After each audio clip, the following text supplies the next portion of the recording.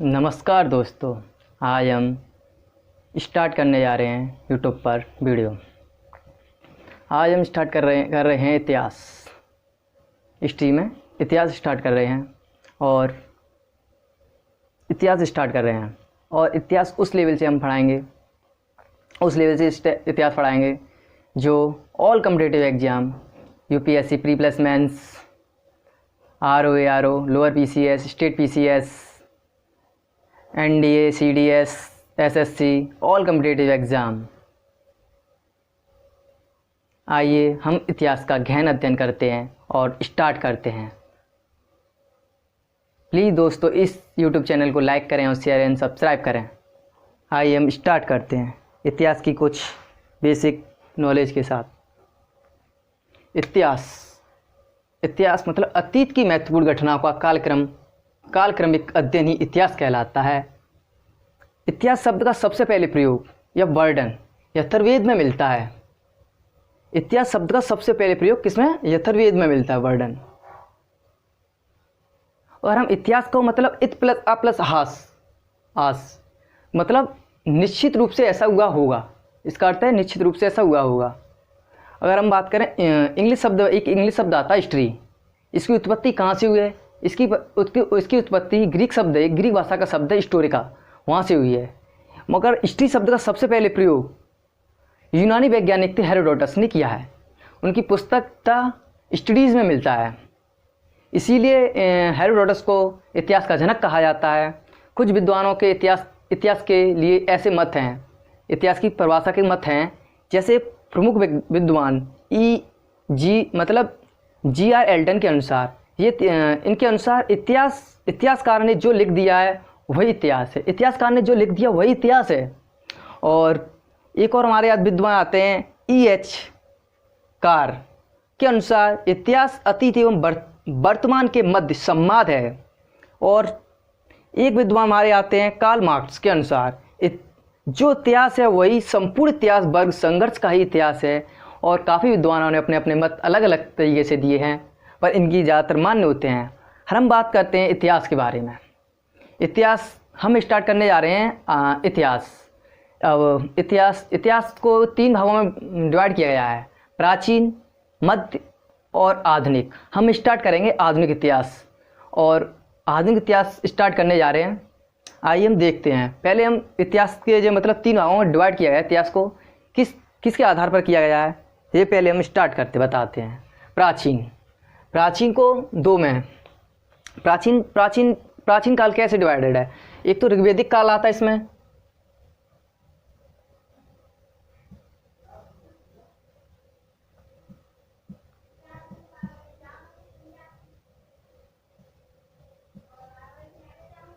ऋग्वेदिक काल और उत्तर वैदिक काल।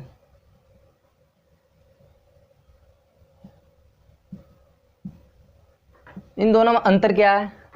ऋग्वेदिक काल की हम बात करें, अगर हम ऋग्वेदिक काल की बात करें तो इसमें अगर हम इसकी बात करें, ये आर्थिक आधार पर किया गया, इसका विभाजन आर्थिक आधार पर किया गया, ये समय के आधार पर विभाजन किया गया इन कालों का। हाँ, हम बात करते हैं आर्थिक मतलब अर्थव्यवस्था के आधार पर ऋग्वेदिक काल में। अर्थव्यवस्था के आधार पर ऋग्वेदिक काल में आर्थिक व्यवस्था का मुख्य कारण क्या था? मुख्य कारण मतलब ऋग्वेदिक काल का मुख्य कारण था पशुपालन।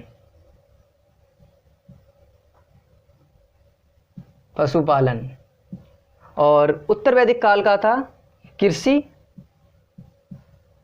ऋग्वेदिक काल आते आते लोग कृषि करने लग गए और पशुपालन।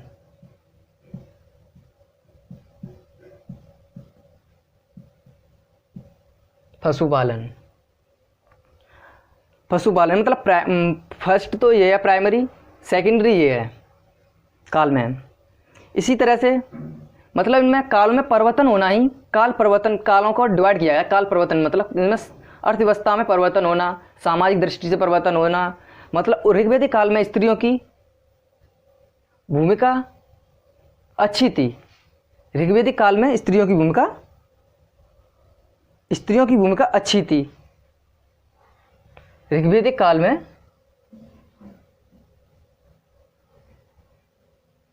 ऋग्वैदिक काल में स्त्रियों की भूमिका मजबूत थी।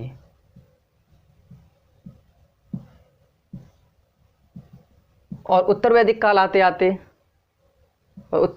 आते आते स्त्रियों की भूमिका कमजोर हो गई।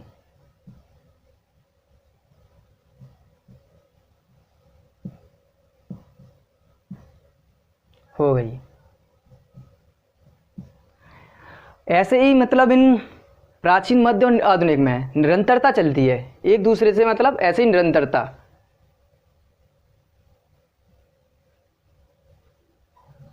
निरंतरता और बदलाव या परिवर्तन ऐसे ही इस काल में आए तो निरंतरता चली, इसी के अनुसार परिवर्तन हुए और परिवर्तन इसी के आधार पर इन्हें 3 भागों में बांटा गया था। इसी के आधार पर आप इसका स्क्रीनशॉट ले लीजिए। मैं अब आगे स्टार्ट करता हूँ, मैं इसे रफ करता हूँ।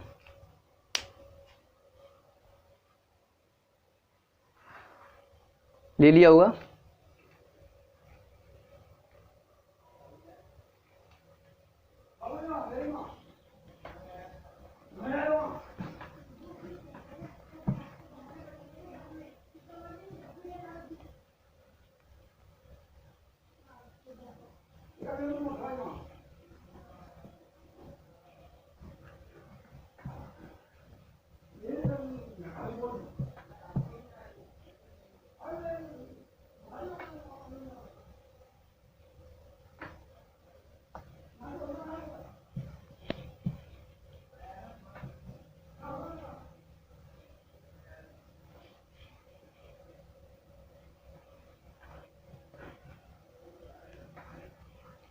अब हम स्टार्ट करते हैं आधुनिक भारत।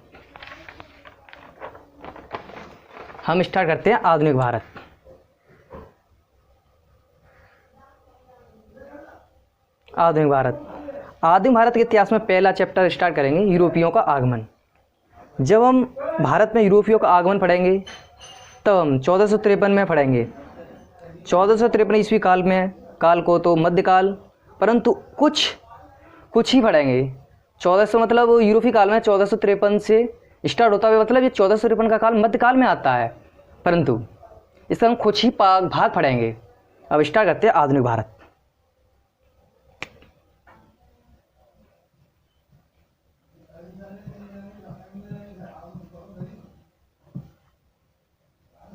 आधुनिक भारत का इतिहास।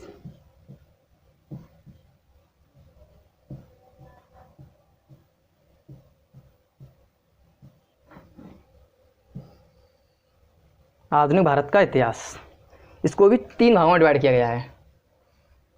हम आधुनिक भारत के इतिहास में स्टार्ट करेंगे। इसमें भी हम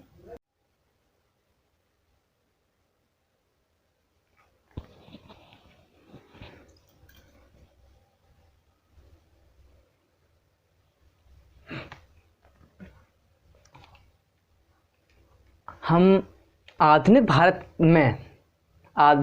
भारत के इतिहास में 1757 से 1857 के काल का चरण। भारत में पहला पॉइंट है, इसमें इसे 3 भागों में डिवाइड किया गया है। नंबर 1 भारत में यूरोपियों का आगमन, नंबर 2 उत्तरवर्ती मुगल साम्राज्य, नंबर 3 18वीं सदी के भारतीय राज्य। हम चर्चा करेंगे भारत में यूरोपियों का आगमन। भारत में यूरोपियों का आगमन कैसे, मतलब entry of Europeans in India. English में बोलेंगे entry of Europeans in India. Bharat में यूरोपियों का आगमन कैसे हुआ? अगर हम भारत में यूरोपियों का आगमन कैसे हुआ, इस पर हम थोड़ी चर्चा करते हैं। मतलब चर्चा क्या है थोड़ा बताते हैं, इसके बारे में थोड़ा पहले बता देते हैं, उसके बाद हम थोड़ा लिखेंगे बोर्ड पे। पहले हम बताते हैं भारत में, जैसे आधुनिक भारत में यूरोपियों के आगमन का अर्थ है कि आधुनिक काल में आधुनिक काल में यूरोपियों का भारत में आगमन पहली बार नहीं है कोई, ये आगमन जो कोई पहली बार नहीं है। इससे भी पहले यूरोपी भारत आते थे, पर वो मध्य एशिया वाले मतलब मध्य एशिया वाले क्षेत्र से होते हुए आते थे। ये तुर्की वाले क्षेत्र से हो गए। उस पर उस्मानी सल्तनत ने कब्जा कर लिया था, उसे हम डिटेल से भी आगे बताएंगे। उसने वहाँ पे कब्जा कर लिया। तो ये पहली बार स्थल मार्ग से ना होकर समुद्री मार्ग से आते हैं, इसीलिए इसे हम भारत में यूरोपियों का आगमन बोलते हैं इस काल को। ये टाइमिंग है हमारा 1753 का। 1753 में उसने मतलब तुर्की मतलब उस्मानी सल्तनत ने कुस्तुनिया पर एकाधिकार कर लिया था, मतलब तुर्की ने अपना उस पर नियंत्रण कर लिया था। तो वह मार्ग बंद हो गया, इसीलिए बंद हो गया। तो हम अब बात करते हैं भारत में। तो हम बात करते हैं भारत में हम बात करते हैं भारत में यूरोपियों के आगमन के कारण क्या थे? भारत में यूरोपियों के आगमन के कारण क्या थे? भारत में यूरोपियों के आगमन के कारण। अब बात करते हैं इनके कारण क्या थे। कारण नंबर 1, हम इनकी कारण नंबर 1 था हमारा 1453। टाइमिंग था 1453 में ही ऐसा क्या हुआ? 1453 पहला कारण था 1453। दूसरा कारण था इनका पुर्तगाल और स्पेन। इनका दो नई एक शक्ति उदय हुई थी उस टाइम पे आगे, पुर्तगाल और Spain.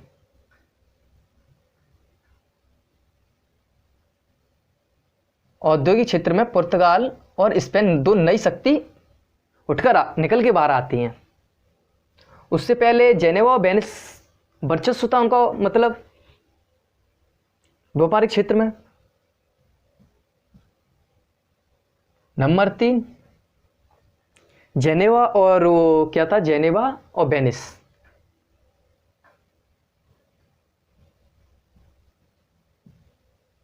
Geneva plus Venice. Venice मतलब जो आज का इटली। चौथा पॉइंट मसाला।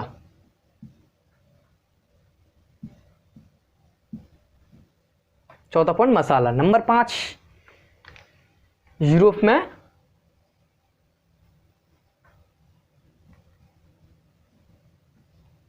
पुनर्जागरण।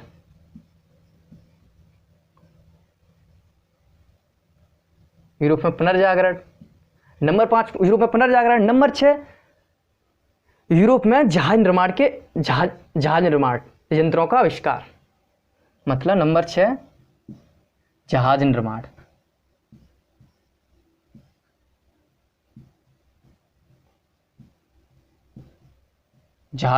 यंत्रों का आविष्कार।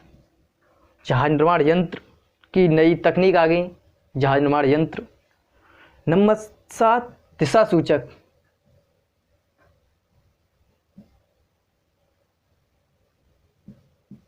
दिशा सूचक यंत्रों का विकास हो गया। दिशा सूचक यंत्र। नंबर 8 बात करेंगे हम। नंबर 8 आएगा हमारा व्यापारिक खोज है। इनने मतलब यहाँ पे इतना डेवलपमेंट कर लिया, तो इन्हें ये सामान कहीं इसने सामान बना रहे हैं, इसे कहीं बेचें दूसरी कंट्री में लेके जाके, इनमें व्यापारिक खोजें होने लगी इस कारण।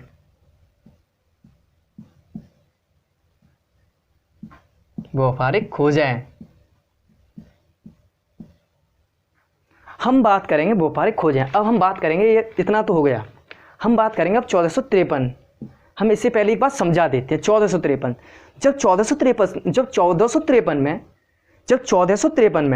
1453 का टाइमिंग था, तो उस्मानी सल्तनत ने एशिया माइनर पर कब्जा कर लिया।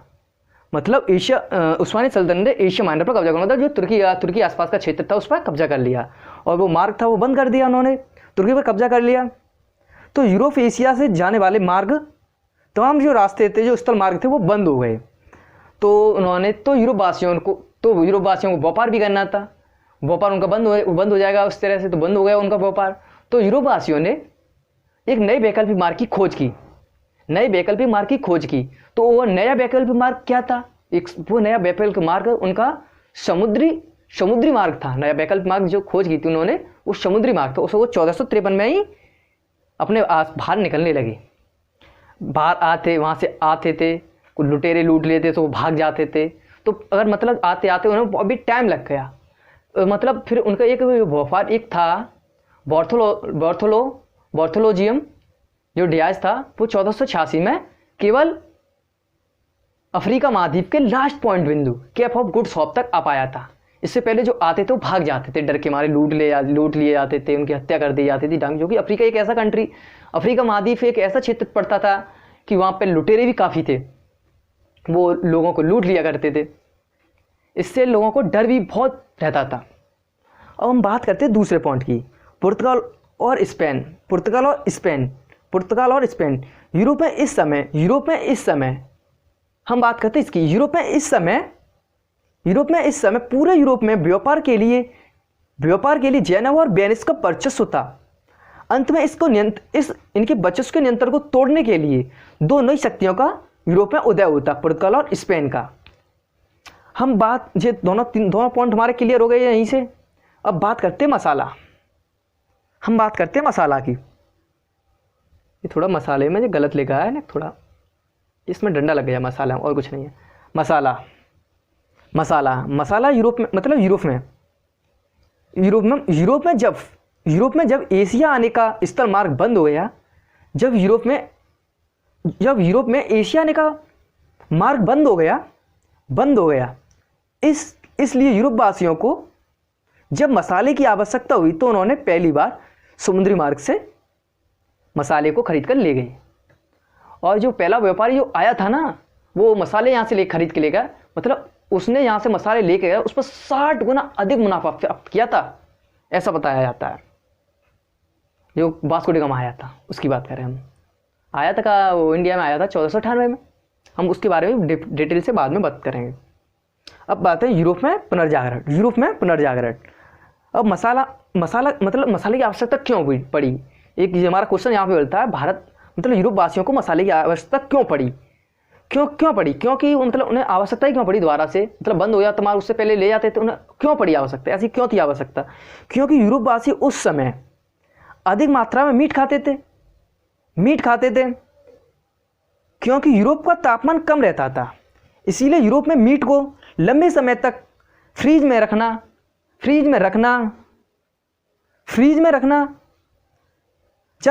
जा सकता है, लेकिन मीट रिजर्व रहेगा मसालों के साथ। इसीलिए यूरोप में मसालों की आवश्यकता थी, और उस आवश्यकता को पूरा करने के लिए ये लोग भारत, श्रीलंका, इंडोनेशिया मसालों के द्वीपों के नाम से जाने जाते थे, वहाँ ये आते हैं। मसालों के द्वीप इंडोनेशिया, मलेशिया, श्रीलंका द्वीप।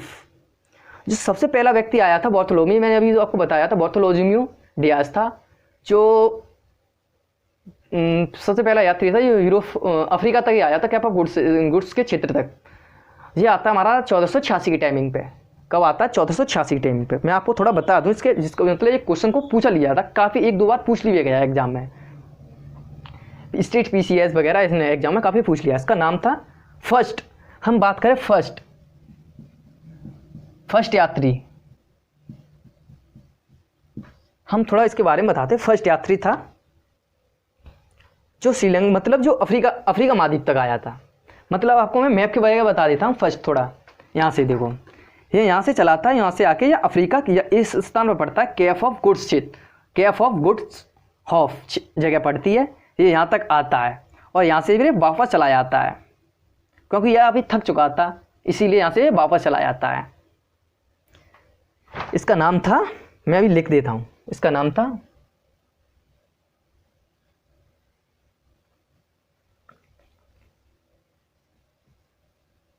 बार्थोलोमियो। इसका बार्थोलोमियो नाम था, बार्थोलोमियो डियाज इसका नाम था। ये अफ्रीका महाद्वीप तक आता है। कब आता है? 1486 में। कहाँ पे आता है? अफ्रीका, अफ्रीका, अफ्रीका महाद्वीप की कौन सी जगह पर? अफ्रीका महाद्वीप की एक वो जगह पड़ती है कैप ऑफ गुड होप, ये इस स्थान पर आता है। ये इसे हम फर्स्ट नाविक बोलते हैं, पुर्तगाली, पहला पुर्तगाली नाविक, इसे हम बोलते हैं पहला पुर्तगाली नाविक,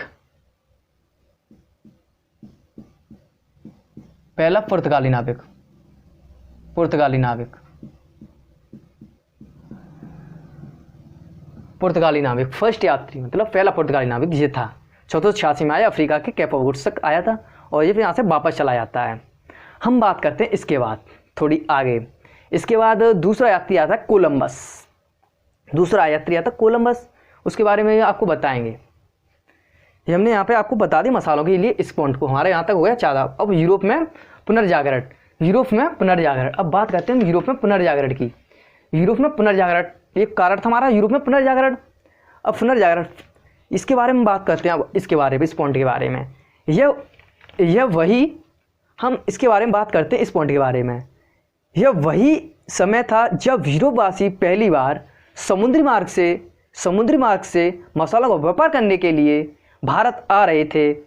जब यूरोप में पुनर्जागरण आया है, यूरोप के लोग अपनी सामाजिक पूंजीवादिताओं से बाहर निकलेंगे, वह सामाजिक कृतियों से बाहर निकलेंगे। उस समय कहा जाए कि सबसे अधिक कट्टर धार्मिकता थी, सबसे अधिक उस समय कहा जाए कि उसमें सबसे अधिक कट्टर धार्मिकता थी तो कि यूरोप में ही थी।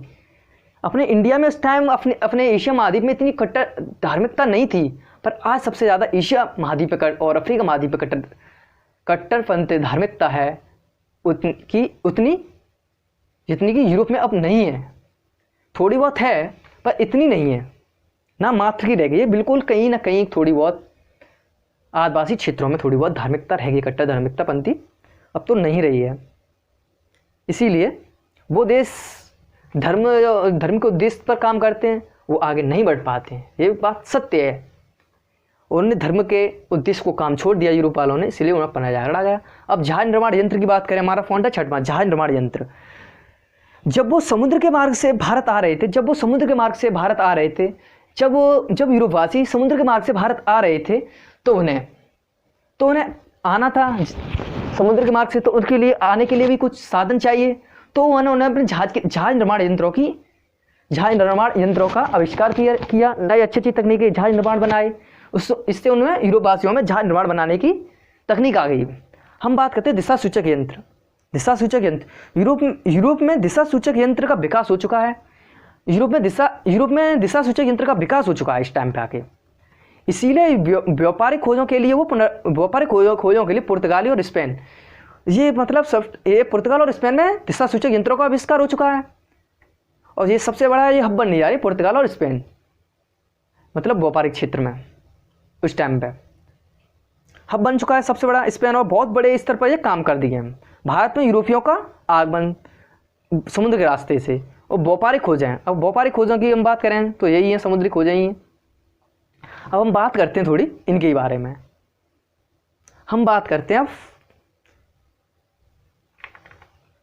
हम इसी में थोड़ा वो ऐड कर देते हैं, नहीं थोड़ा बता देते हैं अलग से ही, थोड़ा अलग से हो जाएगा तो ठीक रहेगा। इसे मैं थोड़ा रेज करती हूँ, आपने थोड़ा देख तो लिया ही होगा, स्क्रीनशॉट भी ले लिया होगा आपने वैसे।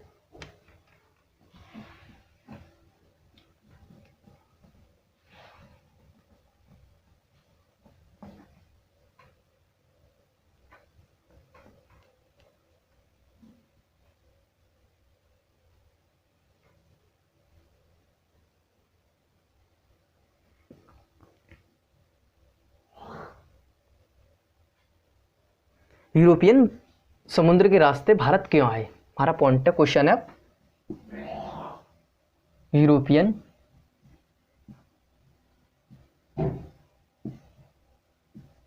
यूरोपियन समुद्र के रास्ते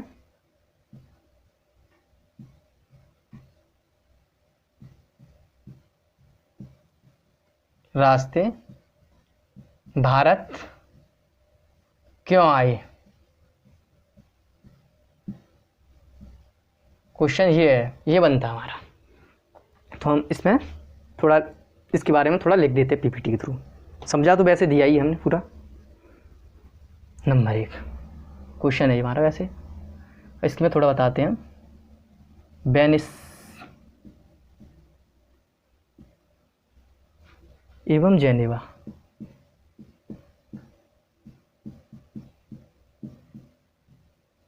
का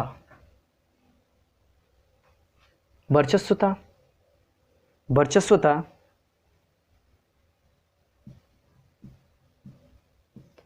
वेनिस एवं जेनेवा का वर्चस्व था व्यापारिक एकाधिकार पर। व्यापारिक एकाधिकार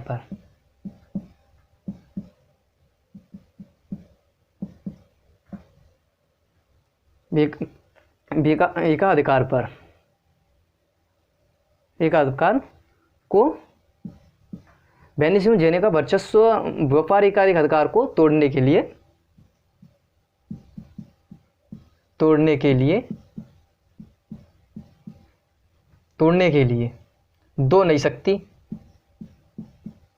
दो नई शक्तियों का उदय।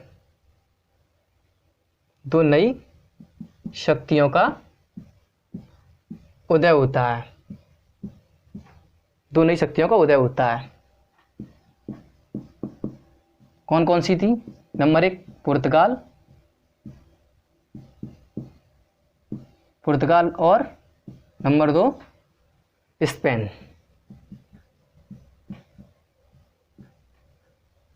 पुर्तगाल एवं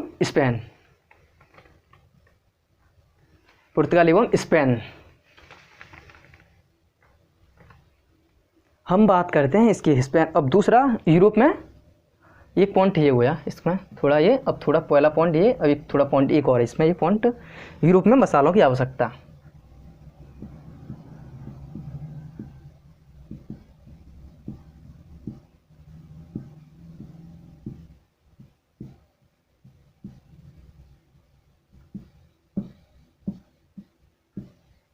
यूरोप में मसालों की आवश्यकता।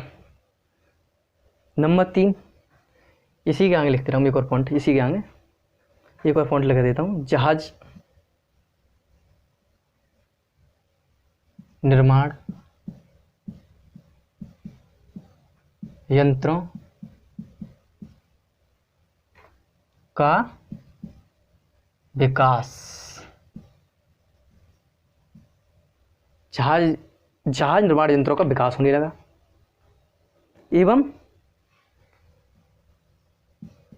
एवं समुद्री यात्रा में बढ़ोतरी हो गई। इससे जहाज निर्माण यंत्रों को इससे एवं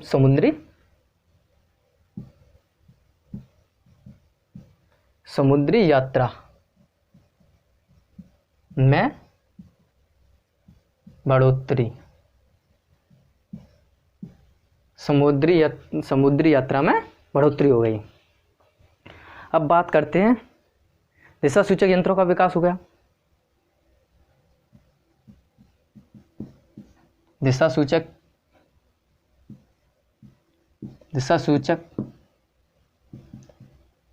यंत्रों का विकास। दिशा सूचक यंत्रों का विकास किसने किया था? यूरोप और पुर्तगाल और स्पेन ने किया था। यूरोप की 2 कंट्री थी, पुर्तगाल और स्पेन ने किया था दिशा सूचक यंत्रों का विकास भी। और फिर एक और पॉइंट है हमारा यूरोप में पुनर्जागरण। इसी के यहीं पे लिखते रहा हूँ मैं, आप क्रम से लिख लेना। यूरोप में पुनर्जागरण।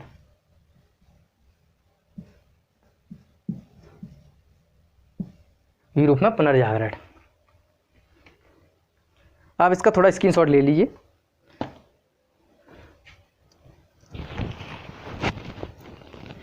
आप इसका थोड़ा स्क्रीनशॉट ले लीजिए या फिर लिख लीजिए, नोट कर लीजिए। वैसे साथ ही साथ नोट करना अच्छा रहेगा आपके लिए। मैं आपको ऐसा कंटेंट दूंगा आज तक यूट्यूब पर किसी ने नहीं दिया होगा, और ना तक कोई दे पाएगा ऐसा कंटेंट आपको। इसकी गारंटी लेता हूँ मैं। अब मैं इसे रेज करता हूँ, जो मैंने आपको पॉइंट बताए थे उनका थोड़ा अब लिख देता हूँ, लिख के समझा देता हूँ।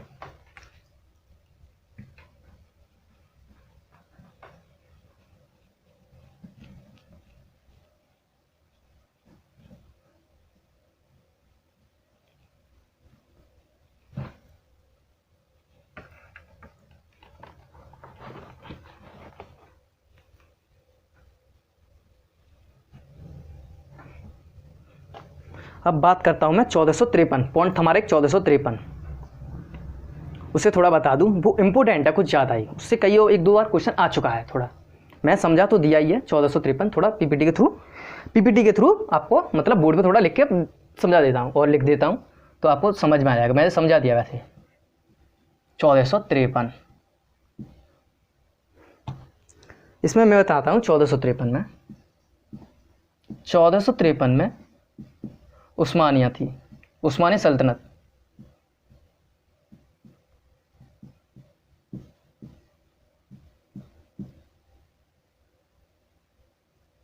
उस्मानिया सल्तनत ने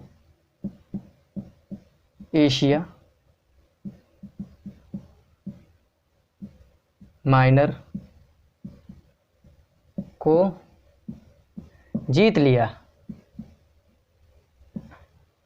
1453 में उस्मानी सल्तनत ने एशिया माइनर को जीत लिया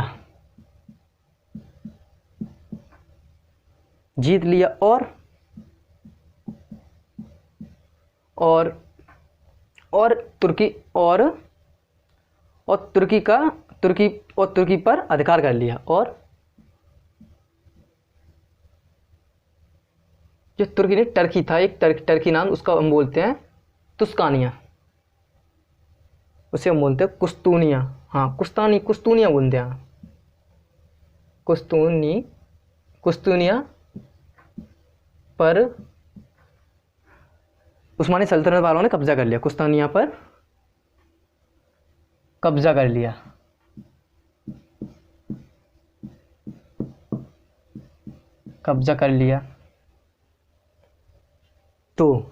तो जो रास्ता था पूर्व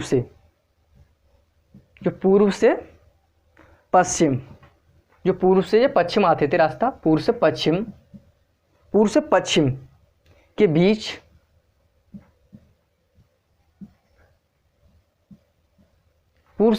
बीच जो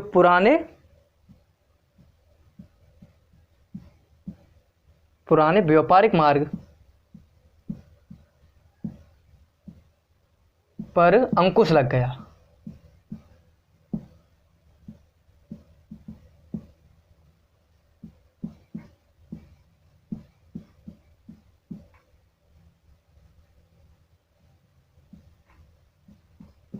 अंकुश लग गया और अंकुश लग गया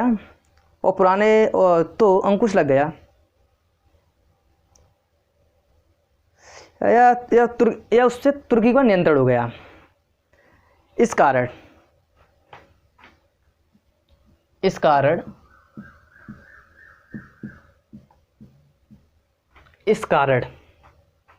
जो पूर्व से जो पश्चिम, इस कारण पूर्व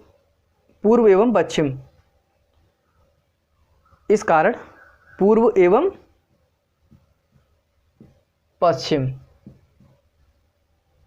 के मध्य अंकुश लग गया। ऐसी बात छोड़ो, यही एक ही बात है।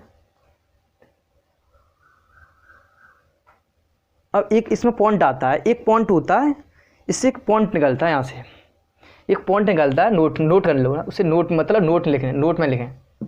एक पॉइंट बनता है यहाँ से ऐसे, क्या जो नई समुद्री, इसी वजह से नई समुद्री खोज का पहला कदम, इस वजह से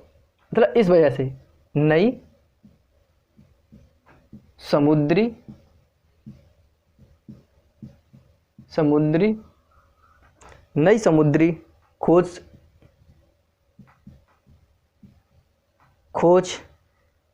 का पहला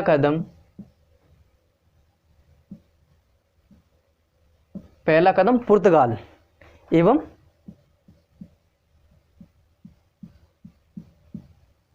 ये दो नई शक्ति उदय हुई थी, पुर्तगाल एवं स्पेन, इन्होंने एवं स्पेन। पुर्तगाल आता सबसे पहले, उसके बाद कोलंबस नाम का दूसरा व्यक्ति वो स्पेन का था, ने इसका दायित्व उठाया। पुर्तगाल एवं स्पेन ने इसका दायित्व उठाया, मतलब नई खोज का दायित्व उठाया। हम बात करते हैं अब कोलंबस की। इसके बाद जो दूसरा, मतलब हम बात करें तो फर्स्ट जो यात्री था, मैंने आपको वैसे बता दिया आगे, जो बार्थोलोमिनिया नाम का था वो 1486 में आया था, वो फर्स्ट पुर्तगाली यात्री था, 1486 में आया था। उसके बाद दूसरा यात्री आता कोलंबस। मैं आपको कोलंबस के बारे में थोड़ा बताता हूँ। इसे कोलंबस फर्स्ट तो आ गया था हमारा 1486 में, जो केप ऑफ गुड्स से वापस चला गया, जो केप ऑफ गुड्स नामक जगह से वापस चला गया। फिर दूसरा सेकंड यात्री था, आए तो काफ़ी तो वापस चले गए। दूसरा था हमारे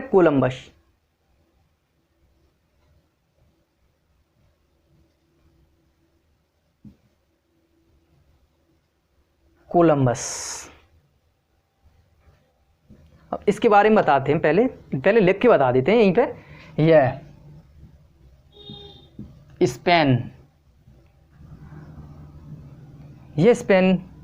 स्पेनिश नाविक था,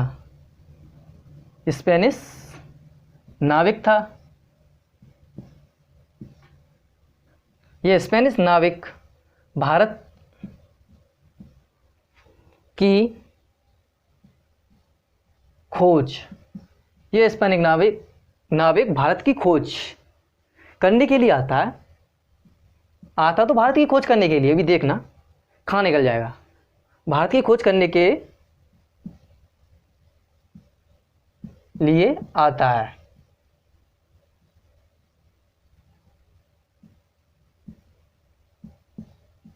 भारत की खोज करने के लिए आता है, परंतु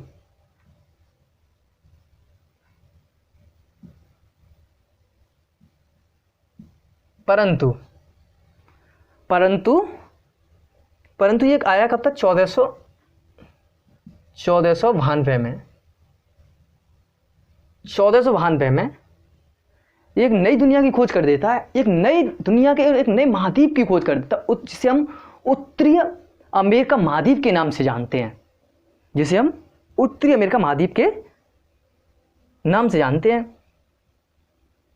उत्तरी अमेरिका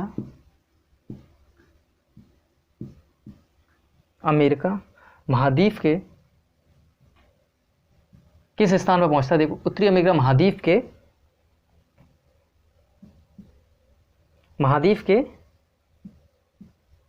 कैरिबियन ये या है ना, कैरिबियन द्वीपों पर पहुंचता है। द्वीपों पर पहुंचता है,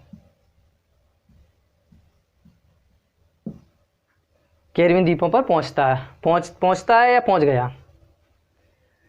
ये इतना हो गया। वैसे मैंने आपको पुर्तगाल बता ही दिया है मैप के अकॉर्डिंग, और आप चाहो तो मैं उसे थोड़ा और डिटेल से दिखा सकता हूँ। पुर्तगाल और वगैरह वो एरिया है, मैं आपको इस बड़े मैप में बताता हूँ पुर्तगाल और स्पेन कहाँ पड़ते हैं। थोड़ा लो, ये एटलस का मैप है, इसके ज़रिए मैं आपको बताता हूँ थोड़ा। ये है एरिया कहाँ गया, देखो ये पड़ेगा आपका पुर्तगाल, ये आपको दिख ही रहा है पुर्तगाल, और ये स्पेन, ये दो नई शक्तियों का उदय हुआ था। मैं आपको यहाँ से देखा, और आप कट गया ना थोड़ा, ये कोई दिक्कत नहीं है। ये है, ये देखिए आपको थोड़ा दिख ही रहा होगा, पुर्तगाल है, ये स्पेन है, ये फ्रांस है, ये मोरक्को से ऊपर पड़ता है, यहाँ समुद्री एरिया है। पहले ये लोग यूँ करके यहाँ से इस मार्ग से होते हुए ये यूँ होते हुए इस मार्ग से होते, पहले यहाँ से ये तुर्की होते हुए यहाँ से निकल जाते थे, इस मार्ग से होते हुए कैरिबियन सागर होते हुए तो इंडिया में आ जाते थे, या फिर ये इराक होते हुए यहाँ से सीरिया इराक होते हुए यहाँ से आते थे, फ्रांस की खाड़ी से ओमान की खाड़ी होते हुए आते थे। ये एरिया पड़ता है। अब मैं आपको बता रहा हूँ थोड़ा आगे। अब पुर्तगालियों का आगमन सबसे, जो पुर्तगालियों का आगमन हुआ था वो एक पुर्तगाल का राजा था उस टाइम, एक पुर्तगाल का राजा था हेनरी उस टाइम का वहाँ का शासक था, हेनरी नाम का पुर्तगाल का शासक था, उसने वहाँ से इन्हें भेजा था। अब आगे की हम क्लास कल करते हैं। नमस्कार दोस्तों, आपका शुक्रिया, थैंक यू।